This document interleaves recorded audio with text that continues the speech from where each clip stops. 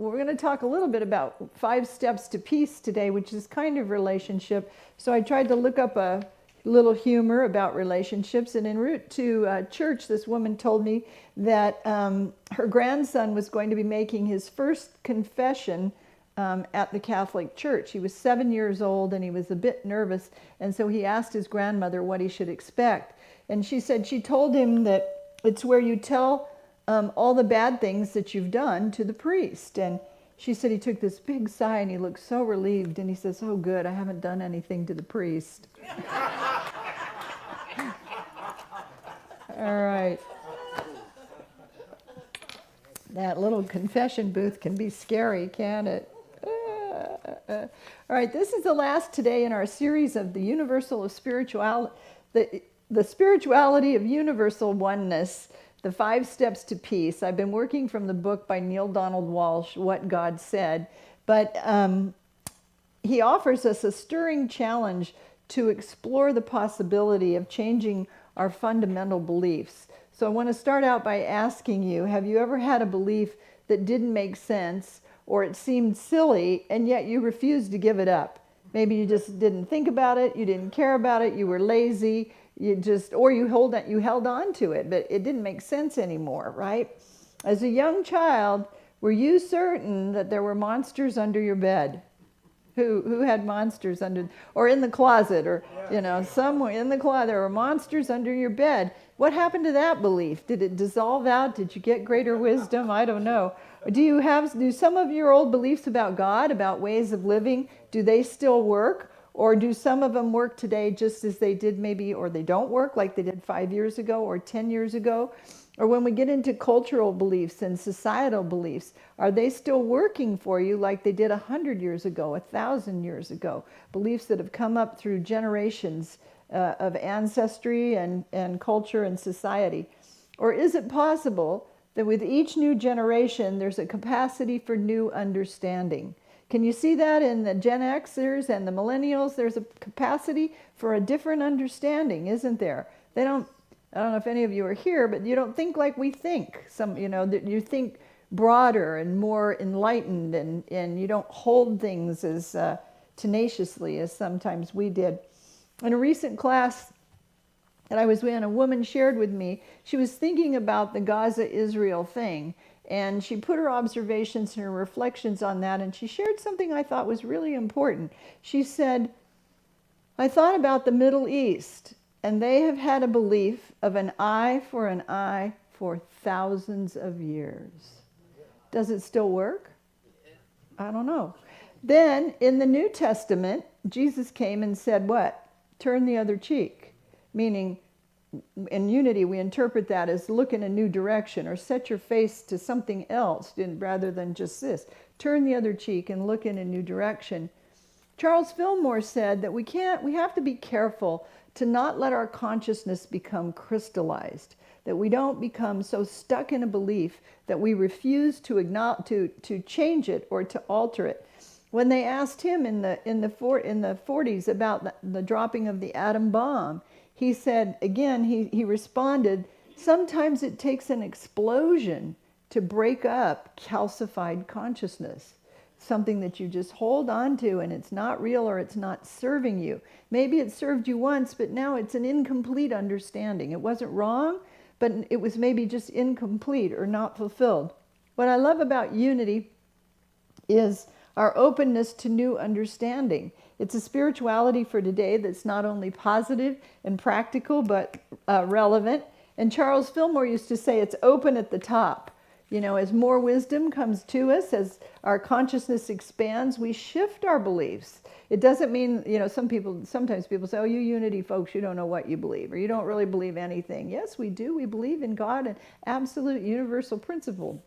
Anyway, while I was preparing this talk, I came across a little tiny pamphlet book that Michael Beckwith had written after 9/11 called, he wrote a Manifesto of Peace. And I was so taken with it that today's message, I'm weaving Neale Donald Walsch's stirring challenges about peace in with Michael Beckwith, who's the spiritual leader in Agape International in Southern California. I'm weaving the two together, but I wanted to start with part of what Michael said that is really where we are today in terms of our world, I guess I would say. He says, there is, and this was after 9/11, but it fits perfectly for today, which was a little bit discouraging that we haven't moved any further in all those years, or that there's no time or space in God. So we're still evolving in that direction, but it's hard to see any progress or change. And so we can't give up. We can't not believe or give up on our faith or our belief. Because he says, there's no individual on the planet who has not been affected by the tragic events and terrorist attacks of late. What results is a heart so vulnerable and open that we cry out for all humanity as our very own, don't we? The world is crying out for peace. The world's crying out for no more war, no more killing. In my recent trip into all the different European countries, the protests say cease fire, and how they word is differently. How each person words it is different.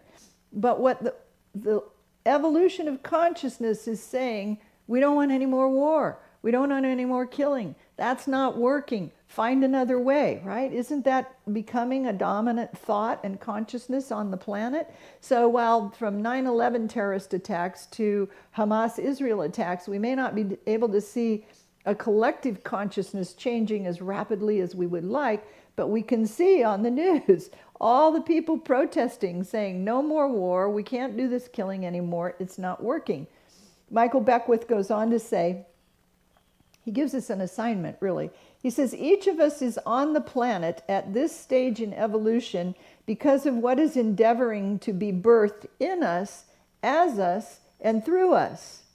The universe, the Spirit of God, is seeking to birth and express love, peace, wisdom, life on the planet, as us, through us, in us. We are individualized expressions of God with skin on, he says. Remember the person that's praying for someone to love, and they said, well, God loves you, and she said, I want someone with skin on, Well, we're expressions of God with skin on, who have taken this incarnation who have taken incarnation to provide evidence of the living presence of unconditional love, intelligence, compassion, and peace. We're individualized expressions of God with skin on, and we're here to provide evidence to build that collective consciousness, to be one more person, one more soul, one more thought, pouring into the ideals of unconditional love, intelligence, compassion, and peace. He said, our earthly assignment is to hold a consciousness of openness and receptivity so that divine mind may download itself through all humanity. Think about that. Our role is to hold a consciousness of openness and receptivity so that divine mind can download itself through all of us, each of us, all of humanity. So how do we become those receptacles, those instruments of spirit? And that's where Neil Walsh gives us the 5 steps to peace. And I've, again, woven in Michael Beckwith's ideas along with Neil Donald Walsh. And so the first step, is to be open to questioning your for sureness.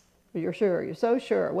Oprah has a thing, what I know for sure, right? She has a column, what I know for sure. She writes in her book every month. But be open to questioning your for sureness, and to consider the possibility that what you have assumed to be true, what you have believed your entire life because it came from your mother, your father, your teacher, your coach, some authoritative figure, may not be true.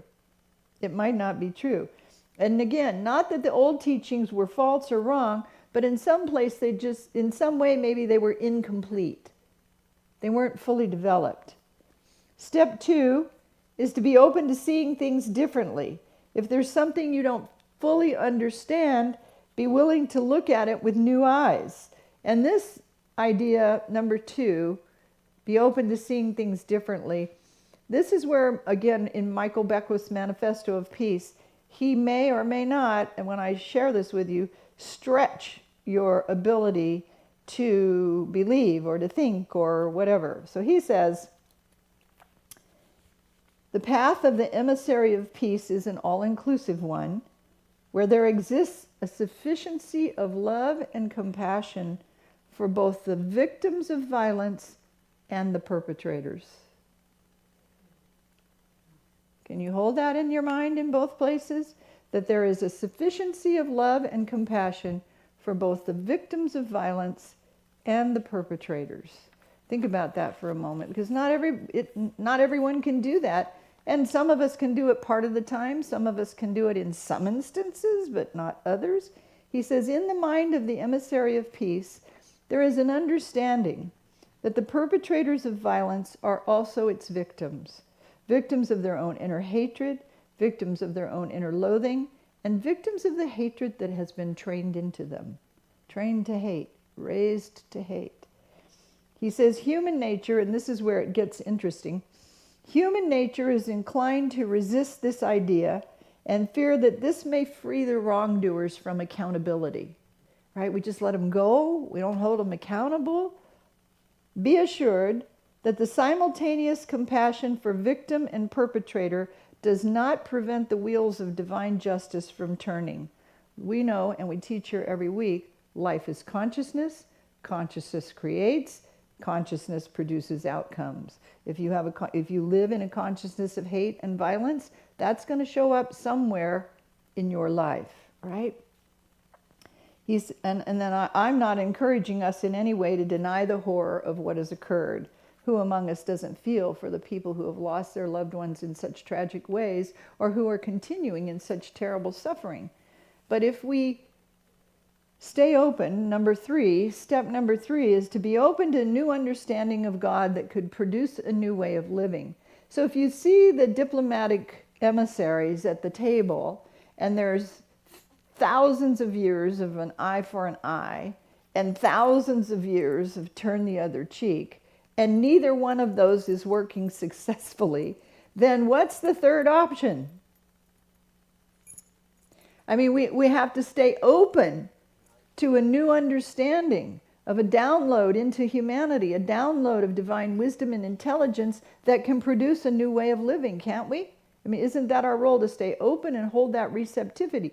Because if an eye for an eye isn't working after thousands of years, and turn the other cheek works somewhat, but it hasn't been successful, then could it be possible that there is something we have not yet uncovered or discovered that could bring a new way of living on the planet where we're all safe and sacred and honored and loved? There has to be something, doesn't there? And so, and then you think, well, what can I do? But this is where we have to stay open and receptive. We have to stay in that vibration of love. What does it say here? No more eye for eye, turn the other cheek, but an entirely new way of living that is yet undiscovered. But we have to create the space for its discovery, right? We cannot deny the emotional upheaval that's going on within our world at this time. It's a great cause of fear, and fear that the world is no longer safe, that our world is out of control, or that certainly it's beyond our own individual influence. But it's not. It's not beyond our individual influence. It's each one of us is a wave in the ocean, a spark in the fire. We're each one an intricate part of the collective. The remedy for the fear, and now I don't know if I'm quoting Michael or Neil Donald Walsh here. The remedy for fear, anger, and confusion is faith. A faith in that which is beyond any human concept that can be thought or verbalized. Faith in an infinite intelligence and love. So, an eye for an eye, turn the other cheek, and a faith in that which is currently beyond any human concept that can be thought or verbalized. But we're creating space for it at the diplomatic table, right? At the world table. Relief comes from placing our faith in that which is created, that the Creator ever responds to us. So then step 4 is to be willing to practice your new understanding. We can get all caught up when we see tragic things that are violence and gun stuff happening on the news. We can all get caught up in a tendency to get into the current flow of groupthink in the face of a tragedy. There's even an inclination and sometimes a subtle pressure to identify with the group reaction, right? Or if you can't identify with the group reaction on this side or the group reaction on that side, you may be in the place where I don't know what to think or feel about any of this. Just that feeling of impotence, that feeling of hopelessness. I'm not sounding very good this morning, am I? Let's take a breath.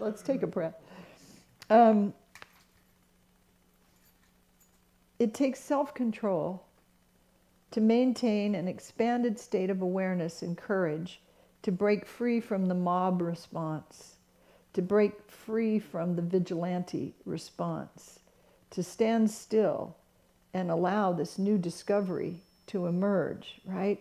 It's the steadfastness of our faith that moves us through the shock and the despair and the anger and the confusion.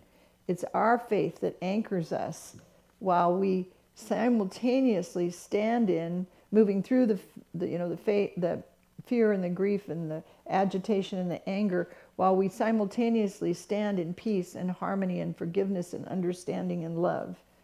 That takes a great balance, a great inner strengthening. That's why we're here every week, to grow our faith, to grow our belief, to grow our collective consciousness of a world that's right for everyone. And right's not always the good word, but a world in which the sacred worth of every human being is lived. And then that's step 5, be willing to live your greater understanding, to walk your talk. So we want to make it practical. Maybe we're convinced that we hate violence and would never practice it, right? Hate violence, I'd never practice it. Not in me to do that. I played golf this week with this guy. We were sitting afterwards drinking a beer, and he said, I know absolutely in myself I could never kill anyone. And I thought that's a deeper self-awareness than just a statement off the top of your head. But we're convinced that we hate violence, but a closer look may reveal that not only do we practice it, but we escalate it.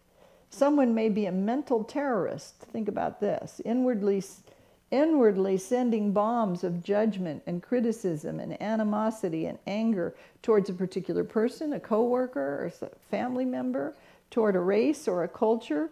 It may show up as criticisms, spiteful words, actions, whatever it is. So stopping the cycle of violence over there or out there starts right here in us. We can have a nuclear war going on in our own heads, right? Yes. And then we can expect the same battle to be playing itself out in our lives. So ask yourself, if you escalate self-violence through your negative self-talk, oh, I'm so fat. Oh, I just hate the way I look. Oh, I just can't bend and flex like I used to. Oh, my eyes are shot. Oh, my memory's no good. That's self-violence toward the Creator that created you in beauty and love and in a divine essence. You're escalating violence through your negative talk, bad-mouthing your body, your skills, your talent, your finances. Oh, I'm always broke. I've never had any money. You're just denigrating yourself with all of that thought process. So the remedy is you want to take a look at the contents of your own mind and the habit patterns that undermine healthy, mature thinking and responses to life so that you can cleanse those out. Check and see where maybe you have an attitude that needs adjusting. I have people that step on my last nerve and fray my hair, and it takes more than a minute to recenter myself in that, right? Do you experience that? It takes more than a minute. So we want to check to see where our attitude may need adjusting. And now here's the practical application of violence. You kill out your own thoughts of violence. That's where the killing is. In Deuteronomy chapter 22, verse 24, it says, if a thought, they're talking about actual person, where they would take them to the gate. If they were evil, they'd take them to the gate of the city and cast them out. They wouldn't allow them entrance into the city, right? So if a thought comes to you that doesn't conform to the high and holy thought of spirit, if there's a thought that drops into you that's rebellious to the nature of God, you want to cast it out. In Deuteronomy, you want to kill it. You want to stone it. You want to get rid of it permanently. That's the act of violence that you want to do if you want to have an act of violence. There's a purpose for everything in life, and there's a purpose for violent action. But that action is the crossing out and killing out of anything that would separate you from the Spirit of God within you. Stone it, kill it, get rid of it, don't allow it entrance to your mind. Teach your mind that God is life, God is love, God is wisdom, God is intelligence, and bend your belief in that direction. Cast that other stuff out.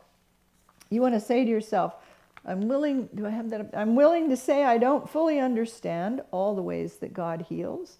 I'm willing to say I don't understand all the ways that peace and healing happen. I'm willing to believe there's more to peace and love, more to the peace and love of God than has yet been discovered, right? Soften your belief in possibilities and self-talk. I'm willing to believe that God created me in the image and likeness of spirit, that my body is healthy and whole, that my finances are prosperous, that my family relationships are good. All that I'm willing to believe there's more to the peace and love of God than has yet been discovered or expressed, and all of it is available to our world now. Begin to bend your belief in that direction. The events of the world are leaving us nowhere to hide. I mean, we're seeing consciousness playing out. We're seeing violent consciousness playing out. And we have to ask ourselves how we're going to respond to the universe's plea to allow peace to find a foothold in every individual heart, so that collectively we can bring our world into something we're really joyful about living in. How are we going to respond to the universe's plea to allow peace to find a foothold in our individual hearts, so that collectively we may give birth to the possibilities seeking to be born through us? To receive the broadcast of a bigger answer there at the table. Eye for an eye, turn the other cheek. To receive the broadcast of a bigger answer, we must provide a bigger receiving station, a bigger consciousness, and give our consent then to divine guidance. Give our consent to divine intelligence, infinite intelligence. Technology has turned the planet into a neighborhood, hasn't it?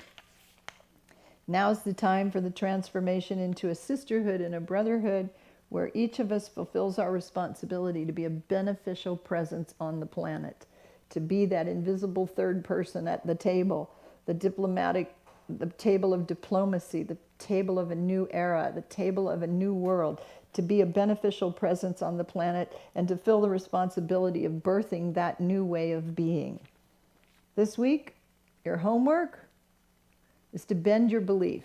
Some of these things I've shared with you today may be shocking, may be hard to swallow, may feel uncomfortable, but try to bend your belief. And I want us to close by affirming this together, that we're willing to be a part of that third invisible presence at the table right now for our world. Let's affirm it together.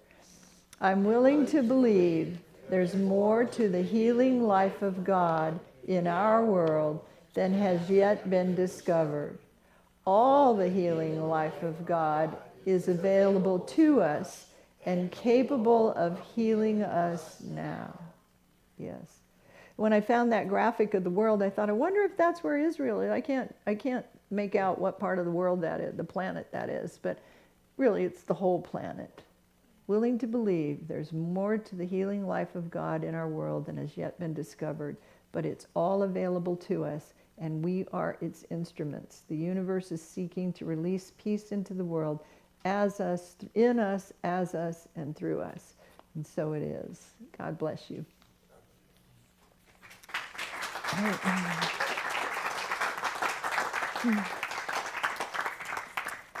So let's pray for that peace. Let's spend a few minutes letting ourselves quiet down. Some of the thought today may be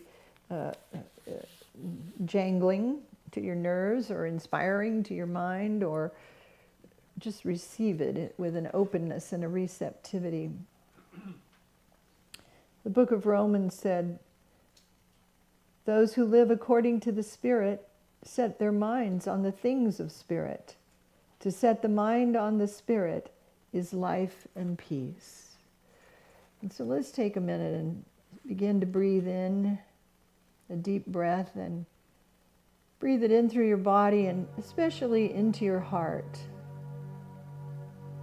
See the breath of life, the breath of spirit come in to your body and let it flow out through your heart.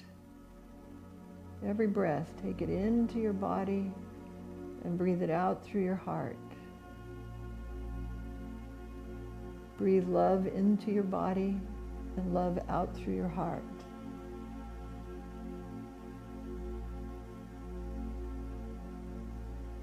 And let your attention drop into your heart, maybe as a place of love for you, a place of peace and calm.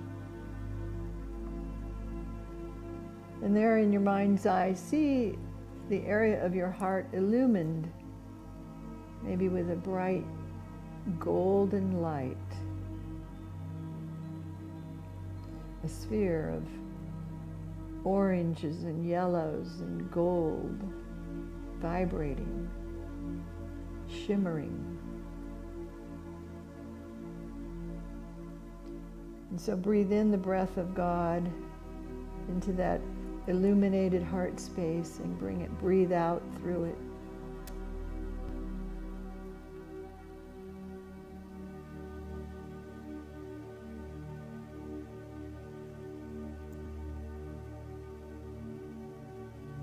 And in the center of that golden orb, just envision the words peace. The letter P, the letter E, the letter A, the letter C, the letter E. Breathe it in and breathe it out. Radiate it out from your heart. Peace.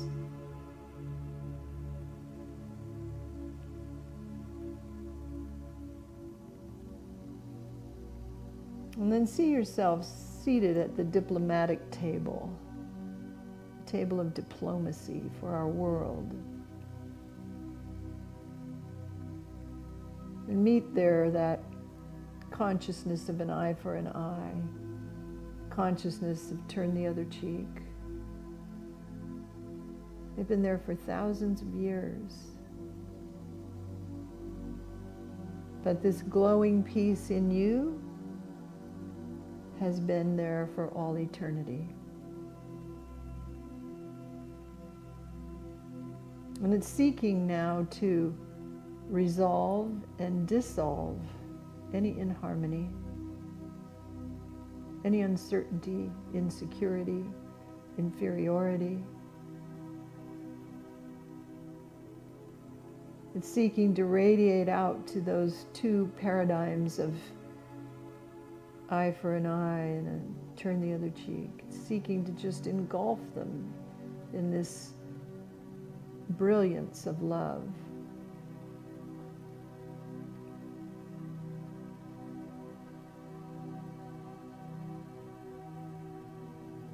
It embraces them. It doesn't cast them away or kill them out. It encircles them, brings them in to fuller understanding, greater expression of love, peace.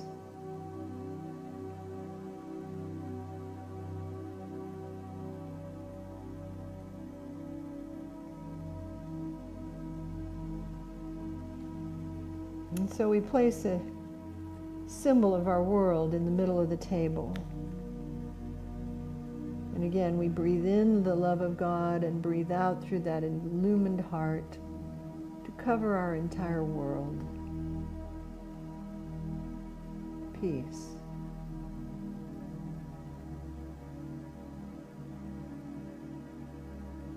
And then as part of that world, there's your own personal world.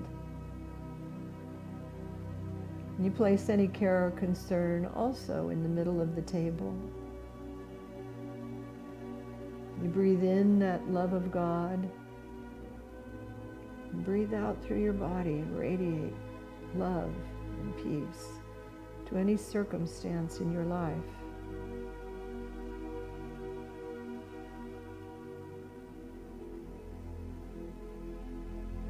Breathe in that love of God and radiate out peace to your loved ones, your family,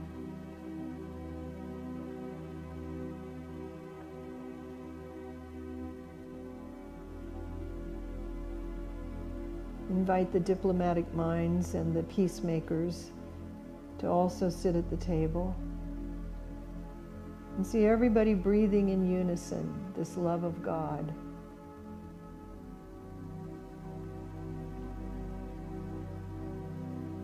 And radiating out a golden orb of peace.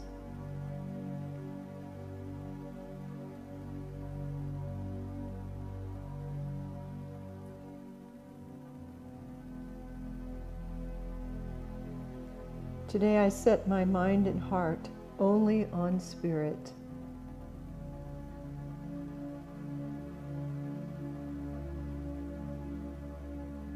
Today I set my mind and my heart only on Spirit.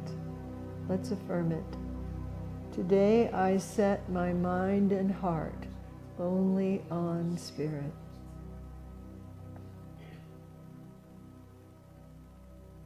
Here you can trust that blessings flow. Here you can know that all things conform to the perfection of Spirit.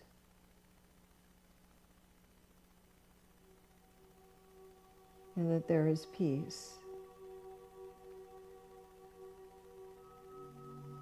A new wisdom, a new beginning, a new faith practice.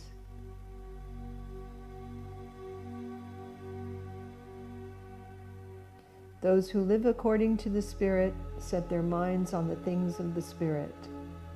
To set the mind on the Spirit is life and peace.